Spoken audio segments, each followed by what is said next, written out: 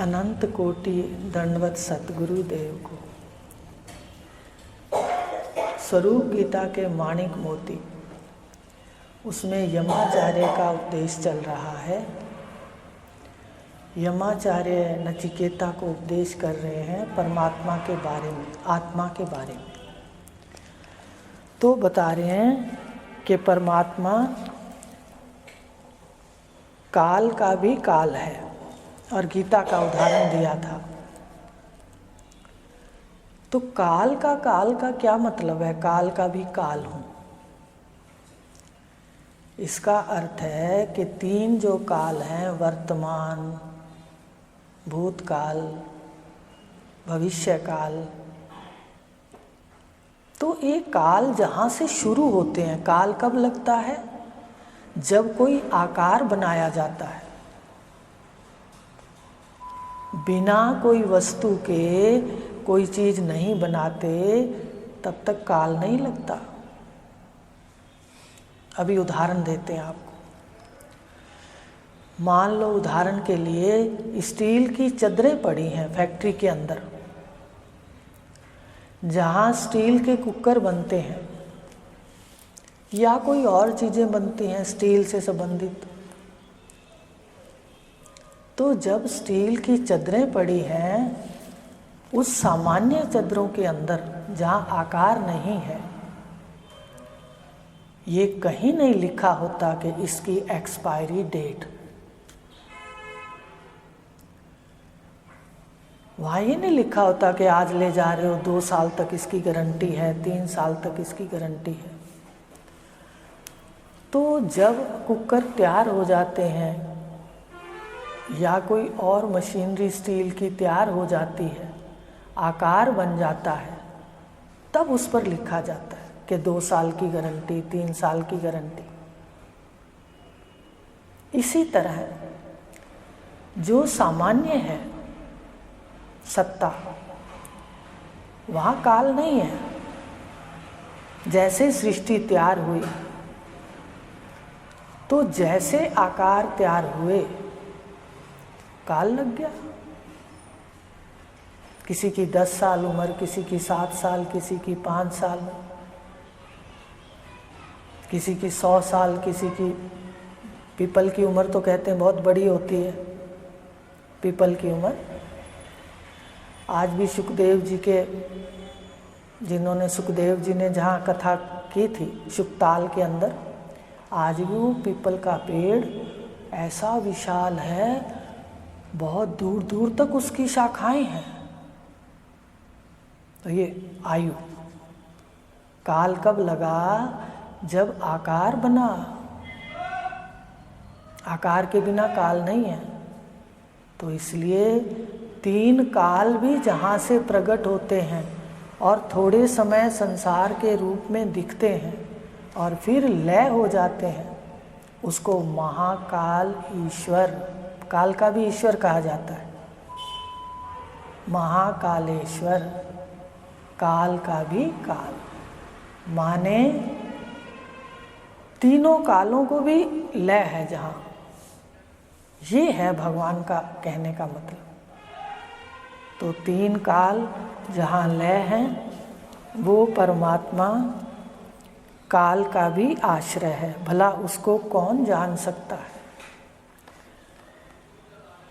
क्योंकि उससे भिन्न जानने वाला कोई दूसरा है ही नहीं।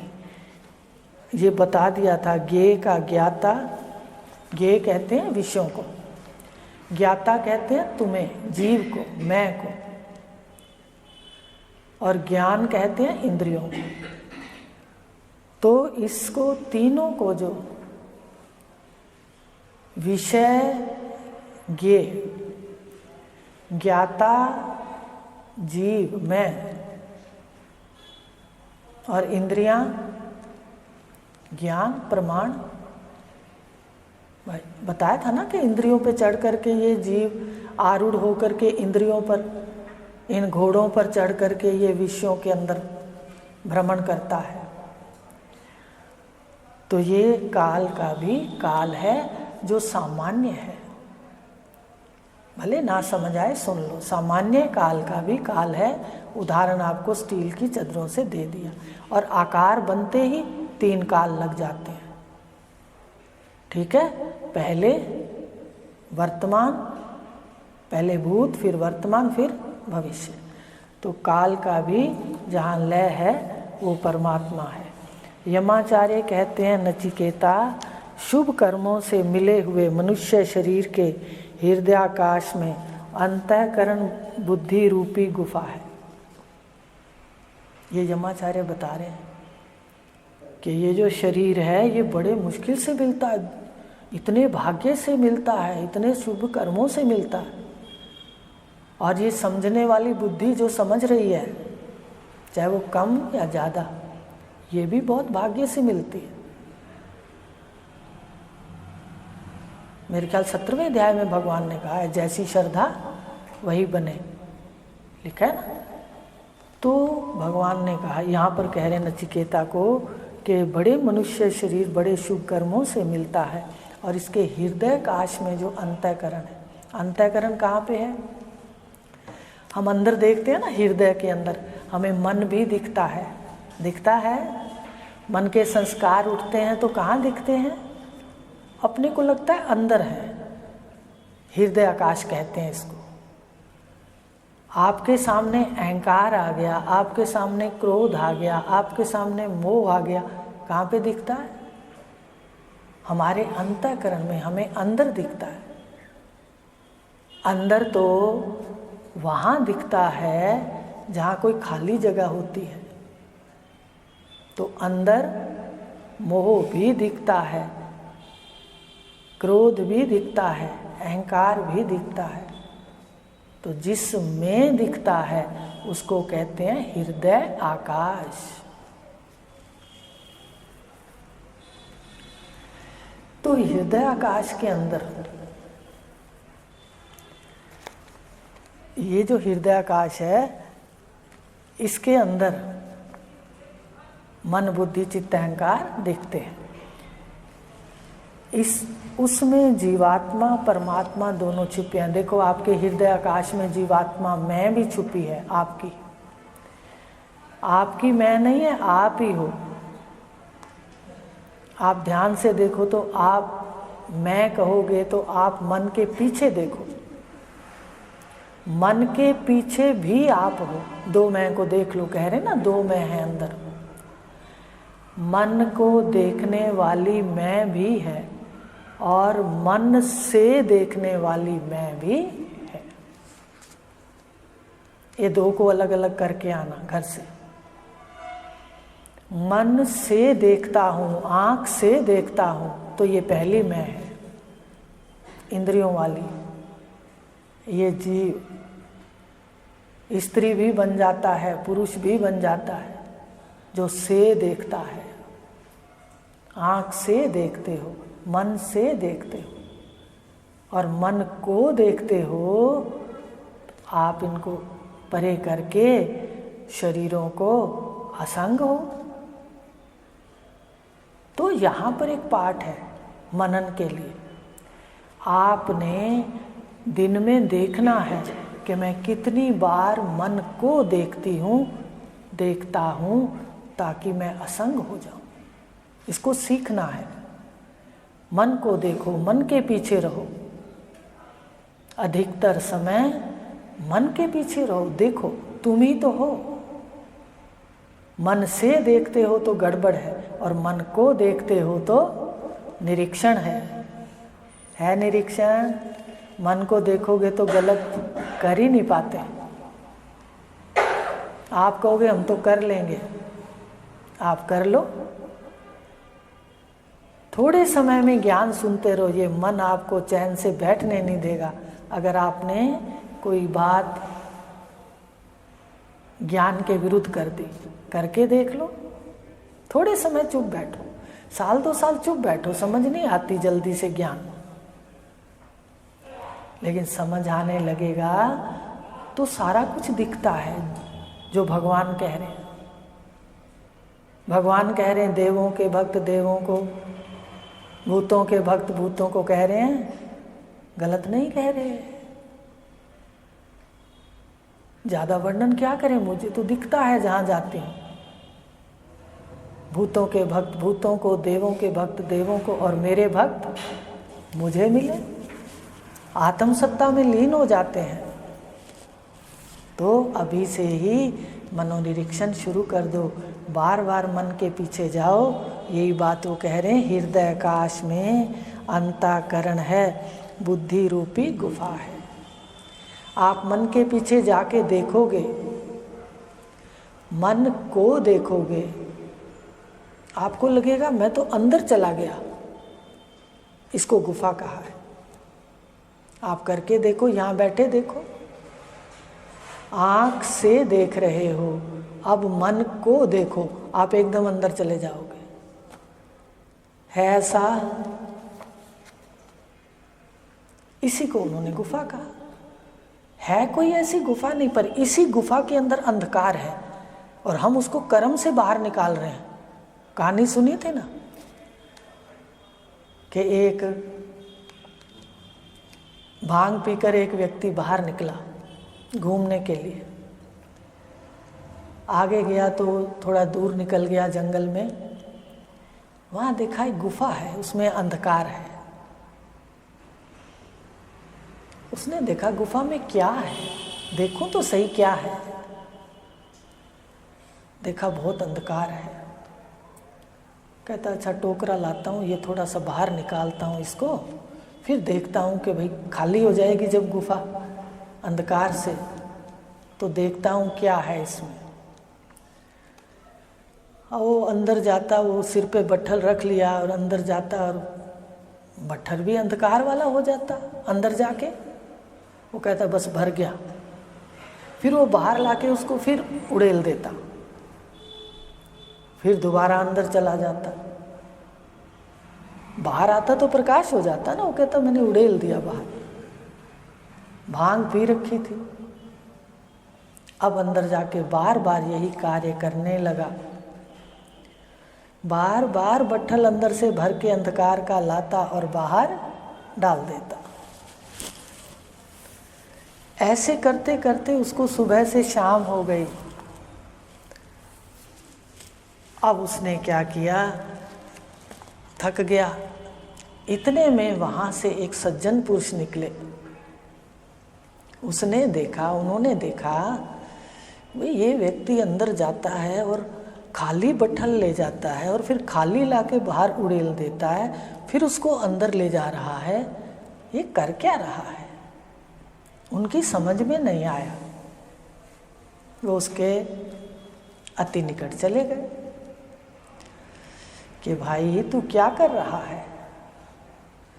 कहता भैया क्या करूं, ये जो गुफा है ना इसको मैं खाली कर रहा हूं, इसमें देखना चाहता हूं क्या है। और कहते फिर क्या कर रहे हो। कहते अंधकार भर भर के बट्ठल बाहर ला रहा हूँ, फेंक रहा हूँ, खाली हो जाएगी तो मैं इसको देख लूँगा।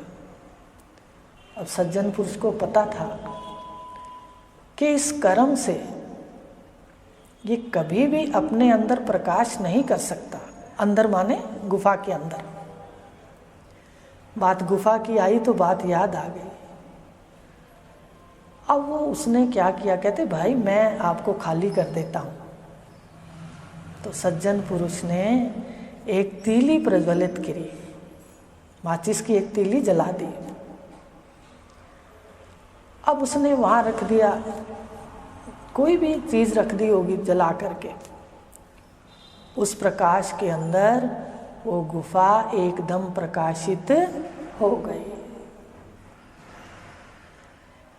अब जब गुफा प्रकाशित हो गई तो उसके अंदर जो कुछ भी पड़ा था वो दिखने लग गया।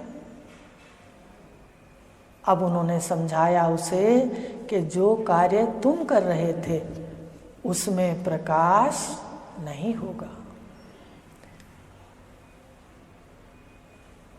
इतने इसी बात को लेकर उन्होंने कहा ये गुफा है, अंतःकरण रूपी गुफा, बुद्धि रूपी गुफा।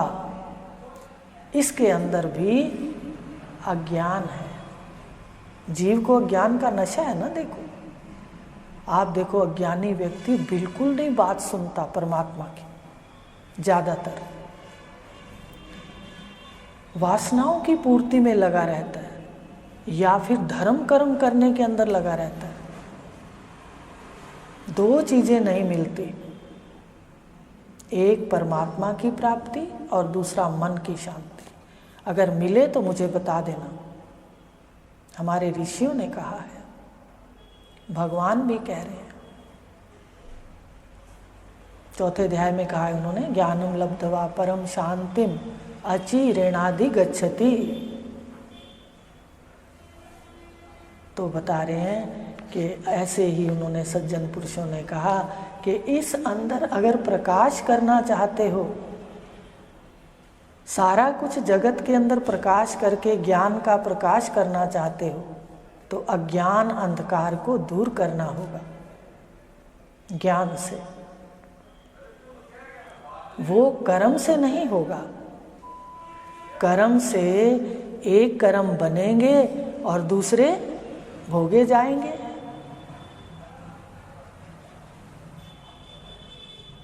एक कर्म हम शुभ कर्म करेंगे तो भी अच्छे कर्म बनेंगे। अच्छे कर्म भी भोगने हमें आना पड़ेगा और बुरे कर्म तो अपने आप ही हो जाते हैं, करने नहीं पड़ते, वो भी भोगने आना पड़ेगा। और फिर अच्छे बुरे कर्मों का फल सुख और दुख भोगना पड़ेगा। तो सज्जन पुरुष मिल गए, हमें भी कह रहे हैं कि प्रकाश कर लो, तो ज्ञान से अपना स्वरूप पता चल जाएगा। अभी जो बताया कि मैं कालों का भी आश्रय हूँ, आत्मा। ब्रह्मांड में कालों का आश्रय परमात्मा है और पिंड में तीनों कालों का आश्रय आत्मा है, तुम हो। कौन सी तुम? कहते जो मन को देख रहा है, प्रकाशक है। ये तो मिलके बैठा है जो सुन रहा है, ये तो बंधन में बैठा है, दुखी बैठा है, सुखी बैठा है। तो इस प्रकार आप ये भी ध्यान दो कि महाकालेश्वर का साक्षात अपनी आत्मा के रूप में ज्ञान के प्रकाश से होगा और फिर नशा भी उतर जाएगा। उसको नशा था ना, देखो अज्ञान के अंदर नशा ही नशा रहता है, धन का नशा। कितने नशे गिना दूं? शरीर का नशा, लंबाई का नशा, कोई भी आप, मुझे अब इतनी बातें याद नहीं रहेंगी। अपनी डिग्री का नशा, ये सारे के सारे अहंकार अज्ञान में रहते हैं। अब सज्जन पुरुष हमारा नशा उतार रहे हैं, प्रकाश कर रहे हैं। हमें देख लेना चाहिए कि सत्य क्या है। हमें बता रहे हैं कि तू सबका प्रकाशक है, तेरा स्वरूप आनंद स्वरूप है, आनंद स्वरूप हो, तुम सत्य स्वरूप हो, तुम ज्ञान स्वरूप हो। बाहर सापेक्ष आनंद हो और अंदर निरपेक्ष आनंद हो। आ रही है बात समझ में? थोड़ा थोड़ा गहरे निकलो। अंदर निरपेक्ष माने किसी की अपेक्षा नहीं है आपको, अंदर वो आनंद हो, मन के पीछे, मन के प्रकाशक, किसी की आवश्यकता नहीं है। बाहर सापेक्ष आनंद, बाहर आनंद तो अपना है, पर पुत्र से, पत्नी से, पति से, धन से, शरीर से है सापेक्ष आनंद। आती है बात समझ में कि ज़्यादा ही ऊंची बोल देते हैं। बाहर सापेक्ष आनंद, अंदर निरपेक्ष आनंद। गुफा की बात चली है ना, तो गुफा के राज भी खोल दे। इसलिए अंदर मन को देखा करो, बार बार लौटा करो अपने घर को। अच्छा दीदी कह रहे थे अंदर निरपेक्ष आनंद, सुषुप्ति आती है, समाधि आती है, ज्ञान की मस्ती से शरीर उतर जाते हैं तो निरपेक्ष आनंद। सुषुप्ति में भी निरपेक्ष आनंद, पर बाहर है तो आनंद आत्मा का, पर बाहर मिलावट है, सापेक्ष आनंद। तो ऐसे देखना। आज इतना ही बताएंगे। गुफा में आज उस जगह पर आप पहुंच गए हैं मेरे समेत, जहां हमें समझ आ गई कि आखिरी सीढ़ी भगवान कृष्ण की जो है उपनिषद विद्या, वो हमें समझ आनी चाहिए, हमारी निष्ठा बढ़ेगी। आज जाके देखना कि कर्म से परम शांति और परमात्मा दो चीज़ें नहीं मिलती, पुण्य मिलते हैं। पुण्य पाप से अच्छे शरीर मिलते हैं, अति पुण्य से स्वर्ग मिल जाएगा और भी मुक्तियां मिल जाएंगी, सालोक्य, सामीप्य, सारूप्य, सायुज्य। पर आत्म स्थिति, ब्रह्म स्थिति, कैवल्य मुक्ति, कैवल्य आत्मा सर्वत्र है, ये तत्वज्ञानी की कृपा से मिलेगी। तो आज अपने को ऐसे सज्जन पुरुष भी मिले हैं, थोड़ा बुद्धि और समय चाहते हैं हमसे। आज जाके मनन करना। आज आपको गुफा का भी एक ही पढ़ाया है, आज इतना ही। गुफा में देखना, बाहर गुफा के अंदर निरपेक्ष आनंद और बाहर, अंदर का मतलब फिर आपको बाहर ले जाएंगे ब्रह्म स्थिति। पहले आत्मा स्थिति को देखो, अंदर निरपेक्ष आनंद और बाहर सापेक्ष आनंद। जब आप बाहर से आनंद लो तो कभी कभी याद कर लेना, गुरुदेव कहते हैं बाहर कौन सा आनंद है? सापेक्ष, किसी से आता है, किसी से आता है। तो आज इतना लेंगे। हरि ओम, शांति।